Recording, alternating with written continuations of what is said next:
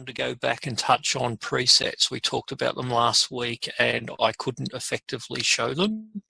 So the way a preset works is, let's say that you've got no taste at all and you like this effect. I have no idea why. And you want to reuse it. So what you can do is you can highlight the two cells here because they constitute the effect, and it doesn't have to be just one time slice, it could be the whole thing. You go to Effect Presets, you create a new effect preset, we'll call it FFF just for the hell of it, and that's saved that particular preset. So if I come over here and I want to reuse it, I can just double click on it and you can see it brings it down again and applies it. If I wanted to apply it to the tree here, obviously I'll need the same number of layers, but again I can double click on it and bring it down. So as you find combinations of effects, you would typically do it across a set of layers within a particular model that you like. You can highlight them, save them away as a preset, and then when you want to reuse them elsewhere in your sequence, you can do that. If you see here, this has come in, but it's not the same length. If you want to extend these, I think it's you hold down the Shift key here and you can extend these. Oh no, that's moving them. I thought it extended them. Obviously it doesn't. I have to work out how to do that. I'm sure there's a good way to do that as well. Anyway, I wanted to show presets because I kind of didn't do it very well last week. I also wanted to go back and touch again on the DMX effect, mainly because this week Gil made some changes to it, and so I wanted to go back and touch on it. So last time the DMX effect was actually quite hard to use. You had to allocate a funny number of channels and you really can't tell. It still looks a little bit hard to use here because you've got this channel 1, channel 2. But what you can do is you can drill into these icicles here, and I can, if I go back to my layout model, actually let's go and create something. We'll go and create a short single line. We'll tell it that it's one string. Let's say it's only got 5 nodes. And I'm going to go in here and do some node names. And so I'm going to call the first node, let's imagine, I don't know, let's imagine this was my smoke. I'm going to give it, I don't know, I'll have a spinning light. So I'll have the spin X axis, spin Y axis. I don't know, maybe there's a strobe effect that you can turn on, and I don't know, maybe there's a spin Z, and those are the channels on my my DMX effect. Obviously I'm not going to want this part of my display, so I would come down here to the preview and make it unassigned. That means it won't appear on my display because those channels aren't really LEDs, so I don't want to see it, but I do want to know that it's there. So now when we go back to our sequencer, we'll add it in. I guess it's this one here. We'll know in a second because when we expand it, we'll see the all of those things. So those names of those things are there. And then we're going to drop that DMX effect onto that single line. So there it is, dropped at the model level, and you notice over here Gil's gone and changed all the names. So now those actual names of what I'm controlling appears here. And so if I wanted to move that, so if I just wanted to set the position, the X coordinate of my spinner, I can move it out to 137, and obviously whatever spin X does to the light would happen, and it would just sit there for what's this, about 30 seconds or so, a bit more than 30 seconds, and it would just sit there. But because he's gone and put the value curve here, we can now go and do a sign, and this would, I imagine, sweep it backwards and forwards a couple of times within that time interval. So yeah, you now have the ability to use the value curves to force the DMX channel to change during the duration of that effect, which should allow you to do all sorts of sweeps. It should make it easier to control all of your DMX effects. And because you can see exactly what you're controlling here, it also makes it so much easier to sequence than the last version that Gil had put together. So it's a huge improvement, and I think it'll make the whole DMX effect really, probably XLights is probably now the best way to sequence DMX effects of anything for those sort of elements, like moving lights and anything else that you might have controlled like that. Sorry, just quickly, what else changed? Oh,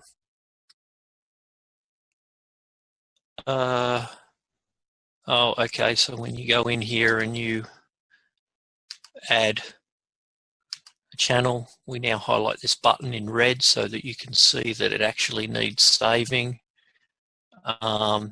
Dan put a fix into OpenGL. Some people are having some problems with their backgrounds not being visible. I've added a backup so that by default, unless you disable it, which you can do up here with this backup on launch, every time I start XLights, it will actually back up all the XML files in my current show directory. So I will always have, at the beginning of any session with XLights, a point-in-time backup. So should anything go wrong, I always know that at a bare minimum I can go back to where I was at the beginning of the day.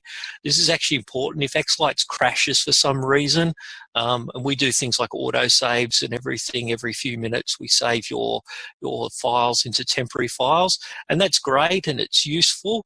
But if you fire XLights up again and you don't take care of recovering what you might have lost, then it might overwrite that autosave. So by making sure you've got a backup at the beginning of every session, that means that there really is no chance of you losing any more than 3 minutes worth of sequencing, even should the worst thing happen to you.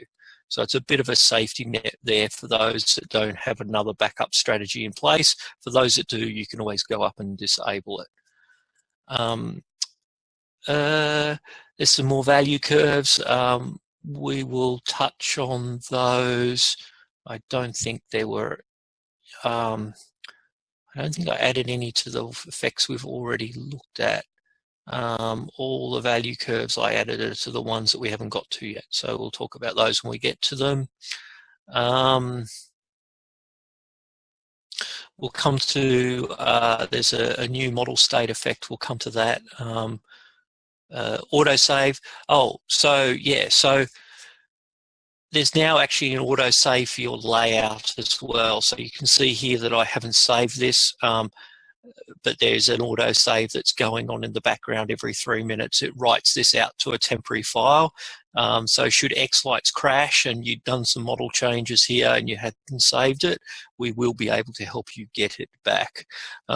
This is a godsend for me because when I'm developing, I actually kill XLights rather than shut it down, and so I often forget to save things and lose it. So that's an entirely selfish feature. Okay, effect settings reset. We talked last week, and this has not been done on every effect yet, but if I go here and put a bars effect on it, and I don't know, we'll pump up the number of repetitions and the number of cycles so it's moving quite quickly and everything else. If I go and drop another bars effect on, it looks exactly the same as the previous one. This one runs a little bit faster because the time interval's short, but all the settings are exactly the same. The problem is, well, what happens if you want to get back to the default settings? And you'll remember last week we struggled with some of the more complex ones to get them back to their default state. Well, for the effects where we've done this, which is pretty much all of them bar, I think morph, fan, and shockwave, and possibly a couple others. If you go up here and click on another effect, doesn't matter which one, and come back and drag that same effect in, it's now back to its default settings. So the colors and everything up here don't go back to their defaults, but all of the settings here on the effect settings go back to their defaults. If you, however, you want to grab this one and you do want to reuse this one, just click on one that you want to duplicate. And if you go up and immediately drop another effect, it will still copy the settings. So you can both reset it back to its default, pick another effect, go up, grab the effect again, it's doing its defaults. Really keen on another effect and you want to copy it, click on that one, then go up and drag the same effect down and it copies the settings.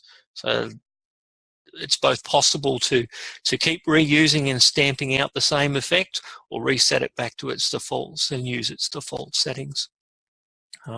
So hopefully that makes it a little easier to recover from those circumstances when you've forgotten what all those complicated settings are. Wait till we get to things like tendrils here. Right, huge number of settings. This effect up here is incredibly sensitive to all of these settings, and I would challenge anyone to try and get it back to its default state if it didn't reset for you automatically. All right, we'll come back to that shortly. Was there anything else? The rest of it, Gil did a bunch of changes to the DMX effect, which we've already been through. He also did some fixes to Superstar imports for those that use the Superstar imports. And then, of course, the release went out last night and he promptly found another problem, so there'll be more changes in the next release as well. And there was a bug that was affecting some people, causing XLights not to load, which related to some settings in the RGB effects file, and he's put a fix in for that if you were impacted by it. There was only a couple of people that I saw that were impacted by that. Right, so I've chewed up 13 minutes and I haven't covered anything. So let's come and talk about the music effect, which is the next effect. We covered all of these other ones last week, so we're up to the music effect. The music effect is one of these effects which is also sensitive to the music. So it's called the music effect because it's actually going to automatically create a bunch of effects here that are sensitive to and react to what's going on in the music. And I'll try to give you an understanding of what it's doing. Here I've dropped it on a tree. This is kind of good as a background effect. Let me just play the music here and hopefully you can see that what you're seeing here is actually in some way related to the music.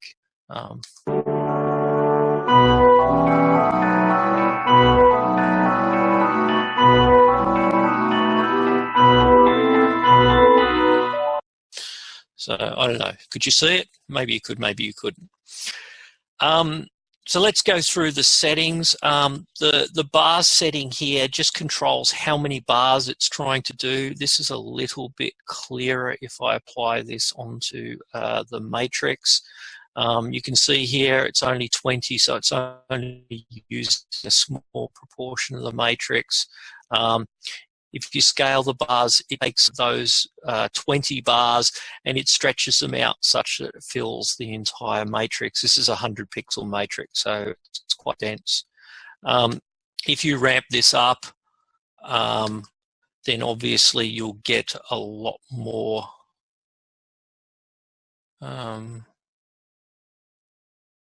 You would think you would get a lot more.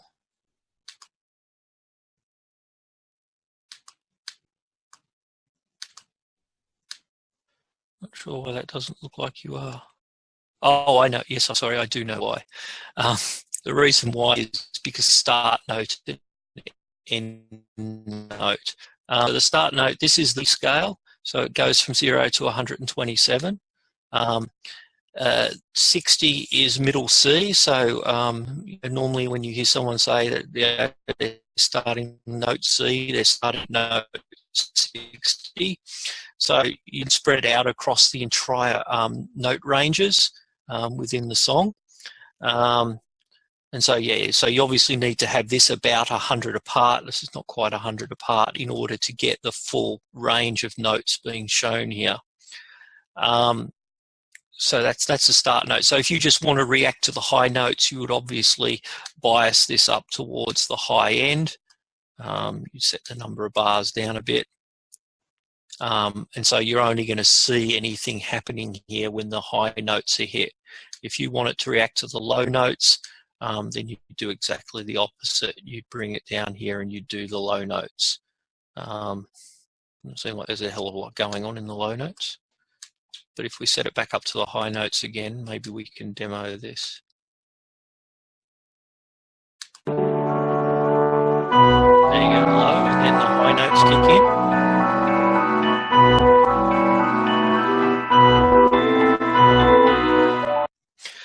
in. Okay. Now, if you noticed it when the effect was running, I'll expand this a little. Some of these bars shoot up really quickly and some of them shoot up really slowly. What the effect's actually doing is each one of these bars represents a set of frequencies in the audio spectrum. And if that frequency exceeds a given threshold, which is what the sensitivity is, it causes one of these bars to fire. And depending on how long it stays above that sensitivity level, depends on how fast that bar travels. So if that sensitivity level is exceeded for a short period of time, the bar will shoot up.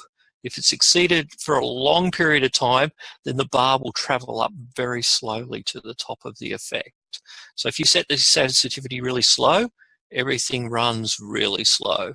If you set the sensitivity high, it'll hardly ever trigger, and when it does trigger, it will tend to trigger very quickly. Okay, so it depends on how noisy you want the effect to be. By default, it sits at 50. So the end note and start note allow you to control which frequencies it reacts to. The sensitivity lets you control how easy it is to trigger. The offset just lets you move the effect across. That lets you do things like potentially just use up part of your effect and maybe put something else over here, which might be something which does a slightly different music effect reacting to a different range of notes. That's what the offset's there for. So we talked about scaling bars. Note scaling.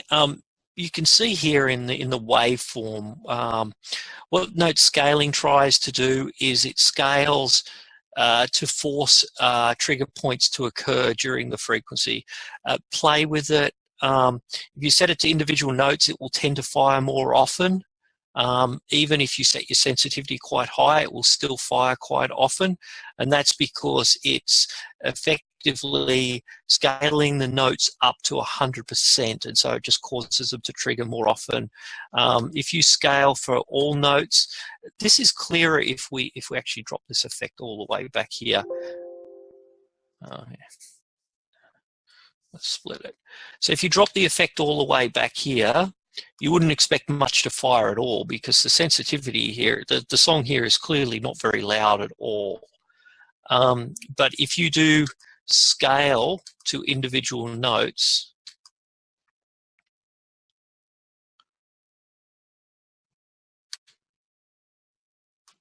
it should still fire. Okay. Doesn't want to. Wonder why not.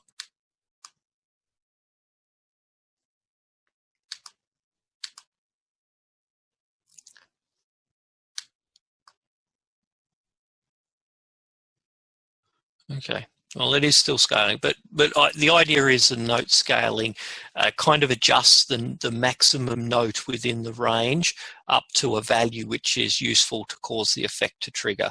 So if you do want things to trigger on a very quiet part of the song, sometimes changing the scaling can help you do that. The color, here we've chosen red and white. If we wanted to add green in, we just have to click green and it will add it in. Let's go back to one that looks a little better. So yeah, if we want to add green in, we can do that. This is distinct, so the colors are quite distinct on the effect. You can also blend it, so the colors blend together, and you can also cycle the colors. So the first one's white, then the next one's red, then the next one's green. So that just controls how those things look. And if you do fade, it just fades over the entire duration of the effect. So the green's always going to be faded here. Now the thing that I skipped was the type. This is the morph effect where it shoots on up. If you wanted to shoot on down, use the transformation over here, flip it vertically, and of course it will travel in the other direction. I didn't bother to implement ups and down effects here because I always knew that you could come over here and use the transformation if you wanted to flip it around. So there's the morph, there's the bounce where it goes down and up, and so it goes in directions. There's a collide where it comes together in the middle. So then of course there's the separate where it separates from the middle. And then there's the on effect. And so this, to be honest, you'll see this is actually very similar to the VU meter that we'll come to later. So here it's just turning on and fading for each of the frequencies across the model. So I don't know, that's sort of a whirlwind run through on the music effect. There is a video I posted a while back, which I think I included in the links to all the videos that I posted this week. So you can go back through and look at that. I think I provided a few more examples there, but hopefully that's okay. Are there any other questions? No problems, everyone's good? All good so far. All right.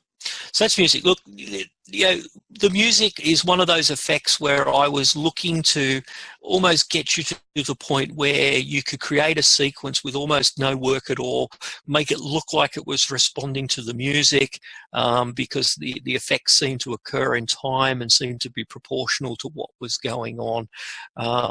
You know, as a background, it can be useful on a mega tree or something, having that in the background while you're doing, I don't know, a shockwave or something in the foreground, just to give that sort of that music reaction at a much more detailed level than most people can be bothered with, in terms of frequency, going through and taking each note and sequencing differently on each note. So let's come to piano. So piano is really only good on trees and matrices. So you drop it down and it draws a piano. It'll also do it on a tree. There's this true piano, but there's also a bar piano, and on a tree the bar piano looks a little bit better. So the sharp keys and the regular keys are drawn slightly differently. You can also change how it looks. Obviously, we don't have red keys, we have black keys. I'm sure that's black. So, was that black or was that purple? Like purple, didn't it? Maybe that's black. All right, so we've got black keys. You also get to control what it looks like when the note plays. I think the next two colors control what the notes look like when they play, and the fifth color controls the separation between the white notes. There are a set of default colors, and if you don't select any colors at all, it will just set up the default colors, and that will work. Now, to get a piano going, you get to control how big the piano is. Once again, we've got our MIDI channels. This is going from middle C, which is the key on the left, through to 72, which I would imagine is the C above middle C. If you want to go lower, that's cool. Just drop this number down and we'll get more keys that way. If you want to go higher, you can do the opposite and push it up. And so you obviously get a bigger keyboard. You'll need a big matrix if you want to display a really big keyboard.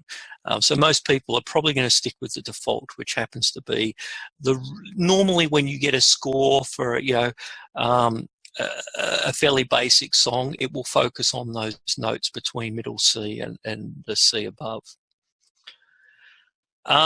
You can also choose whether the sharps and flats are shown. Obviously, visually, it doesn't look as good, but if you're doing a tree, sometimes maybe you don't want it and you just want every strand to act like a major key. What will happen when it comes time to play one of the sharp keys is it will round it down to the note underneath and play the note underneath, if that's what you happen to choose. You can also scale the piano, so you can make the piano not take up the entire height of the matrix or the tree. As you go down, of course, it starts to look a bit weird, but you can do that as well. And if you're not being as aggressive as this, you can also push the piano along and off to the side, and so you can show less of it if you want as well. Now, the key to the piano is how you set the notes, because you actually want the piano to play as the song plays. Ooh, that wasn't good. Is that the first time? It's the first time it's happened to me? Possibly. That'll be my bug.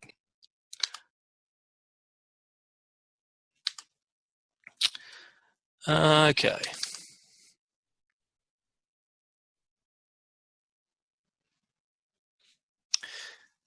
I could go back and recover it, but I can't be bothered.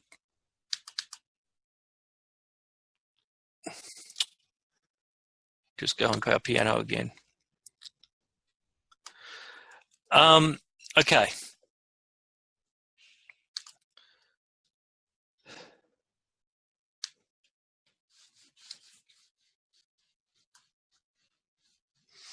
All right, so the next thing is obviously how you decide what notes to play. And there are a couple of ways that you could do it.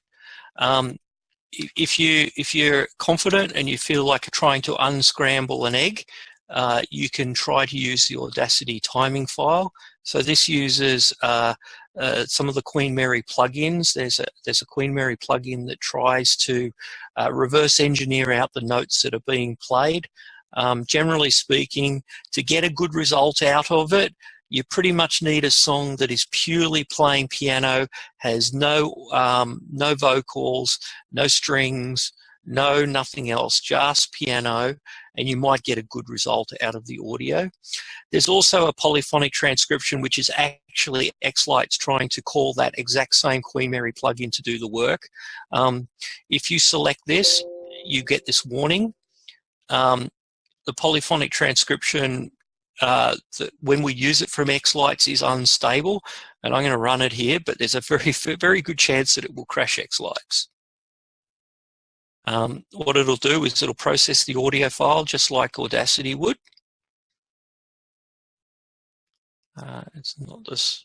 Oh, it worked. Okay, well, it didn't crash for this song.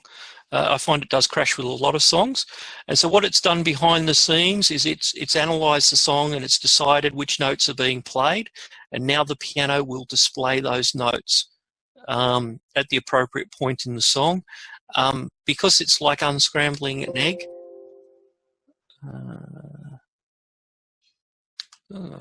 I didn't realise it was going to keep asking me. Now it crashes. We won't be going back there again. Like I said, polyphonic transcriptions are a dodgy proposition at the best of times.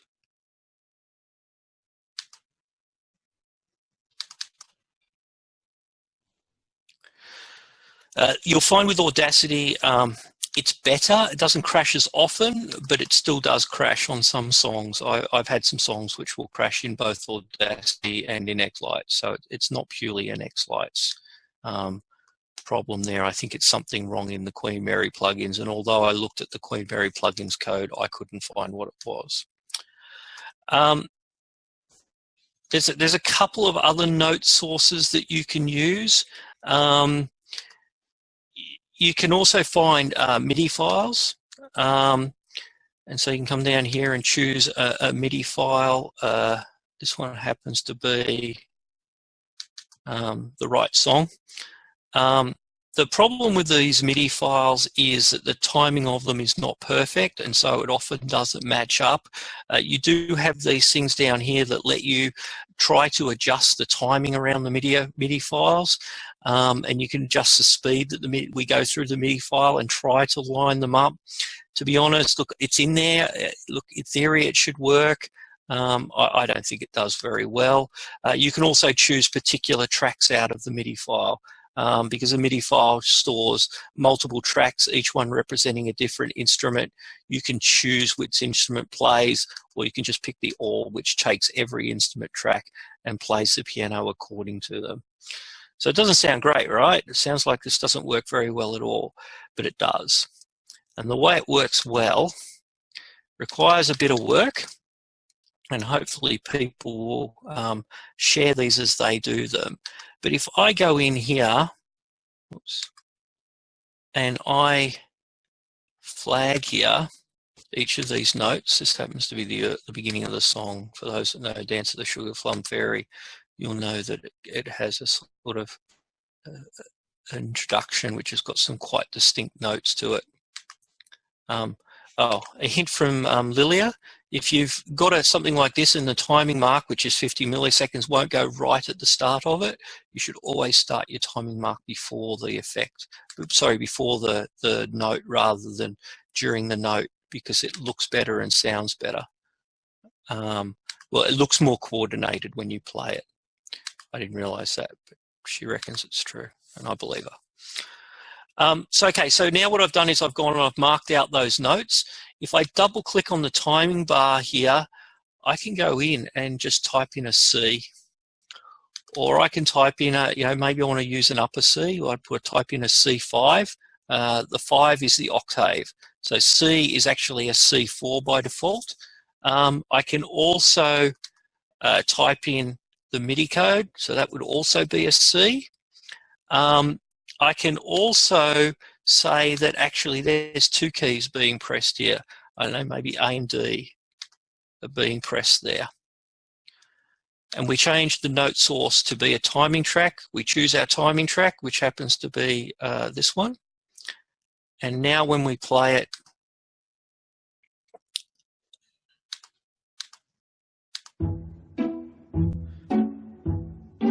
you can see that the piano actually followed the notes that we put up in the timing track here. So if you've got a simple song like this, you've got the sheet music, you know what these notes are meant to be, you're willing to spend a bit of time like you would in, say, a Papagayo, and go through and put in the notes, and maybe you just want to do the chorus, and so you set this timing track up like this, and then you can throw the piano effect on there, and you can have your matrix playing the piano along with your song. So that's the piano effect. Look, generally speaking, the only one I think I would use is the timing track, but the others are there. I just don't think you necessarily get as clean a result. There's a little bit more work on the timing track, but the result's pretty much a guaranteed good-looking piano output. Okay. Any questions on piano? You're all looking at it and saying that looks like way too much work, I can imagine. Okay, let's go to the pitches effect. He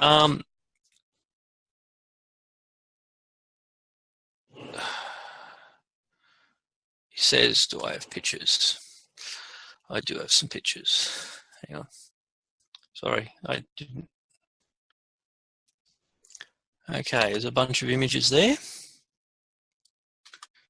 So the pitches effect obviously lets you put pitches. You can do it on anything. Obviously, matrices and trees are probably the most common place that you will put these. There is an effect assistant here. The effect assistant, which you kind of have to drag out, is basically an attempt at a drawing tool. So, oh, damn it, where'd it go?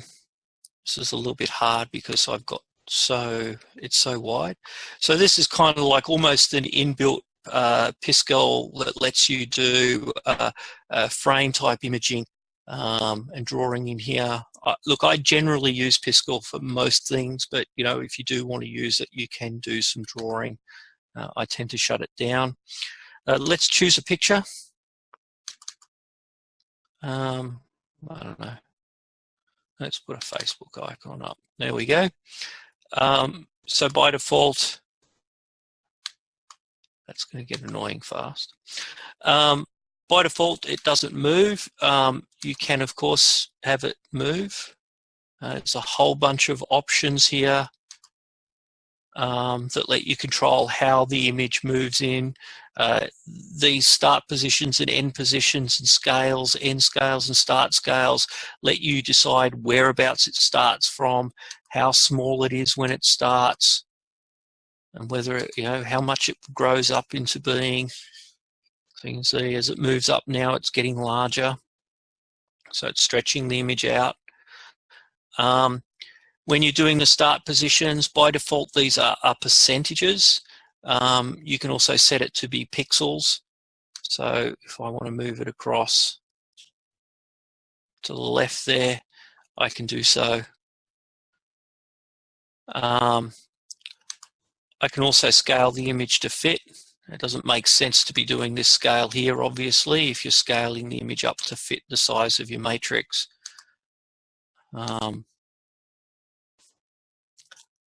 you can also change how quickly this happens, and when you're moving it,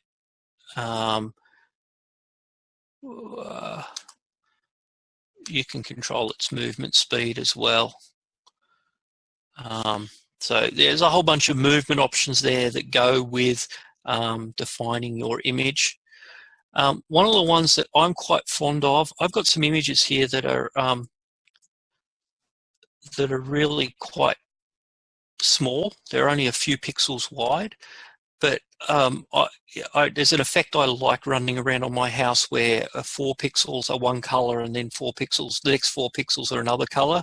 And a lot of the things like the bars effect really don't give you that level of precision.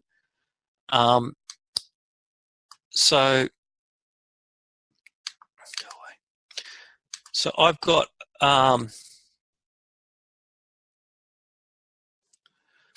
a very small effect here, which you can't even see.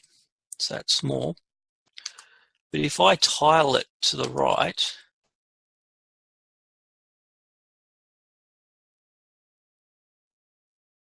why can't I see that? Go away.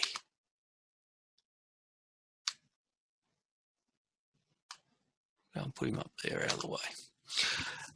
Question from Lithgow too, is frame rate is frames per second? Well, it's an adjustment. So 1 is the normal rate, and so I think it's a multiplier on the normal frame rate. I think that's how it works. Oh, I see why I didn't actually select the damn image. There we go. So this is actually a really small image.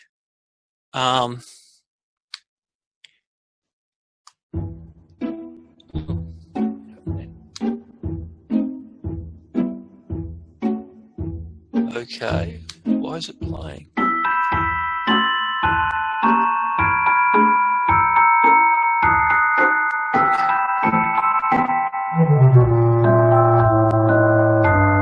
Okay, I have no idea why that's playing. What did I do?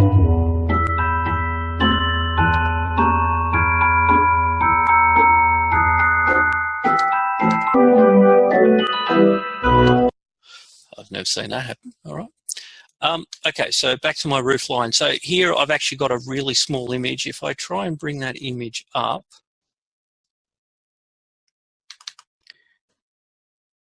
you can see how small it is. It is literally just 12 pixels wide and 1 pixel high. So red, green, and white. And the result of tiling that onto my line effect is I get 4 pixels on in white, 4 pixels red, and 4 pixels green. So it gives you really precise control over particularly your roof lines and the like, if that's what you want to do. And so that's using a really small image with a tiling, and you get to change how it's going as well. Which way it moves, etc.